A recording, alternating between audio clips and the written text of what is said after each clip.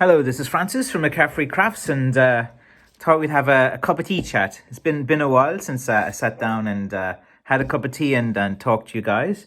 I have the dog outside, and he's barking away, and I'm just too lazy to get up out of my chair to open the door because I've been cutting blackthorn all morning, and I'm tired. I'm tired, man. It's hard. It's really hard work. The cutting of blackthorn. You're just like you have to be very alert. You have to be very careful. You've got to be careful of injuries and different things as well. So kind of today I decided, like, it was a kind of sunny day, even though it's freezing cold. Like, it's about 1 degree or 0 outside. So I decided to head back to some of my old hunting grounds where I used to get some blackthorn like 5 and 6 years ago. Because usually it takes like a good few years for like blackthorn to kind of grow back after you've kind of cut most of an area. But to my surprise, maybe the nice summers we've been having and plenty of rain and stuff, the blackthorn has been growing a bit quicker. So like some of these sites that I had went back to 5 years ago, I got 20 sticks this morning out, and like, good quality sticks, like the ones that you can make the handle. And I only managed to cut up five root sticks. And I'm telling you, man, no matter how fit you are, how healthy you are, like, bending. Oh shit! I have a thorn here in my head. I can feel it. 1 second. Somewhere up there, I can kind of feel it. See where my finger is? Anyway, I'll get that later. It's like when you're going through the bushes, like you always get little thorns and scrapes and, all of these little things as well. Yeah, I think I have one up there. Maybe you can see it. But yeah, I'm just in the door, sat down for a cup of tea, and I'm worn out. I'm tired. You get to see what do I have in my cup of tea nowadays? Strawberries. You get to, very, very masculine thing, isn't it? Eating strawberries. But I know, man, I got used to strawberries during the pandemic things where, I was like, I got to eat more fruit and berries, and I like blueberries and strawberries. They're kind of my two main go ones now as well. So here you have, look what, I was going to call them Irish berries, but where are they from? Let's have a look. They're from Spain, origin of, okay, so these are Spanish.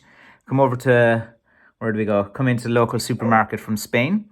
They look pretty good. Let's have a taste.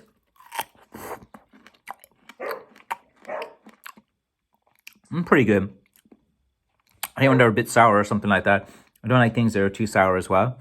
But yeah, so I usually eat after usually when I go cutting blackthorn in the morning, the last thing I want to do is have a heavy breakfast. The last thing you want to do is go for a dump or something when you're in the middle of cutting blackthorn. It's a distraction. So usually I don't really eat too much. I get all my safety equipment, get my saws, drop the kids to school, then usually I second guess myself. Then I'm usually like, what am I doing, or will I do it tomorrow?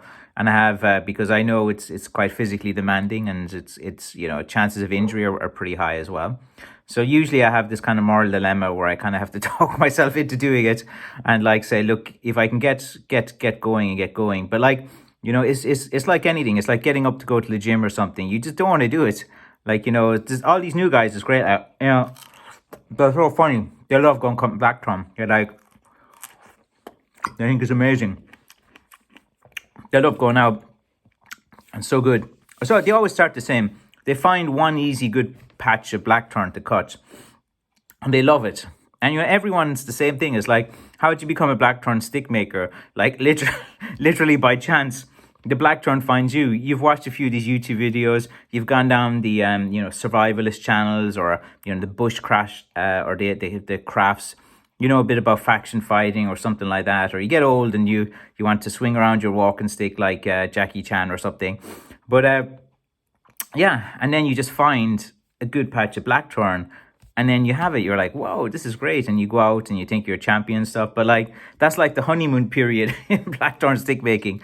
The honeymoon period is like when you find, a nice hedge of blackthorn, and you probably get a good 5 to 7 years out of it if you're lucky.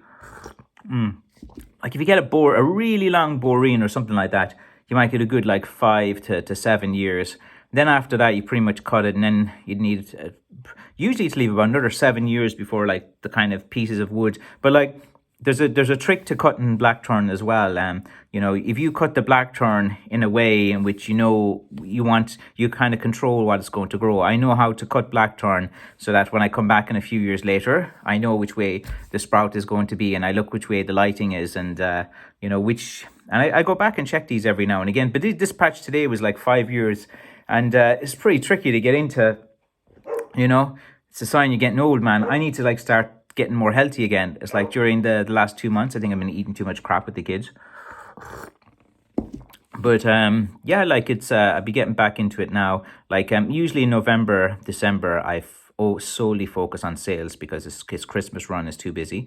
You know, if you're a professional blackthorn stick maker, usually you can't go out cutting in November or December too much. Then usually it's like December I really get into it, and then probably mid through January to March now, I'll be going at it pretty hard most weeks. Like, you know, I'll have to get as many as possible, but I'm doing pretty well so far. I'm nearly, let's see now, I've nearly cut about 800 so far this season, which is maybe a personal best for myself.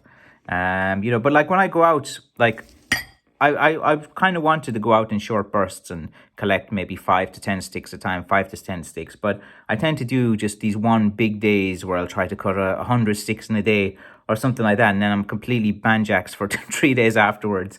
And but I usually do it like today's Thursday. So if I'm wrecked now, I can probably take like Saturday off and do nothing and just recover. And then Sunday do my packing and my orders and stuff. And so it's a good time of the week to do before the more rain and different things come. But so you have it, just a day in the life of a blackthorn stick maker. If there's any questions or you want me to make any videos, something specifically, like I can make these talking videos quite easily, like, but you know, I'm not set up as a professional, like, you know, crafts studio where I can do these very elaborate how-to, well-edited videos. I just don't have the time. I need to focus on the blackthorn business and making money, and you know, that's the main thing that I do as well.